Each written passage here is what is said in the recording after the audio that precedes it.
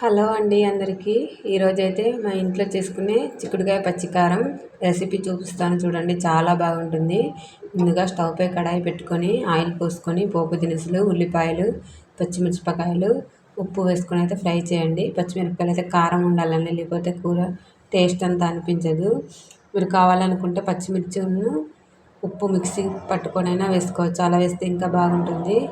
అల్లం పసుపు వేసుకోండి. తర్వాత అల్లం పసుపు వేసుకున్న తర్వాత అవైతే ఫ్రై కానివ్వండి. తర్వాత చిక్కుడుకాయ ముక్కలు వేసుకొని దాన్ని కూడా ఫ్రై అయిన తర్వాత కొంచెం మగ్గిన తర్వాత సాల్ట్ అయితే వేసుకోవాలి.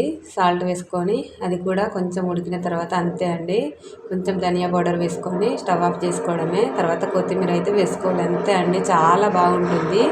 పచ్చిమిర్చి మిక్సీ పట్టుకొని ఎందుకు వేసుకోను అంటే, నేను మాకు చిన్నపిల్లలు ఉన్నారండి, వాళ్ళ కారం తగులుతూ తినరు. ఇలా వేస్తే మిర్చి తీసేయచ్చని ఇలా అయితే వేసుకున్నాను, అంతే అండి. ఎంతో టేస్టీ అయిన చిక్కుడుకాయ పచ్చికారం అయితే రెడీ. చాలా బాగుంటుంది. ఒక్కసారి ట్రై చేయండి ప్లీజ్. వీడియో నచ్చితే లైక్ చేయండి.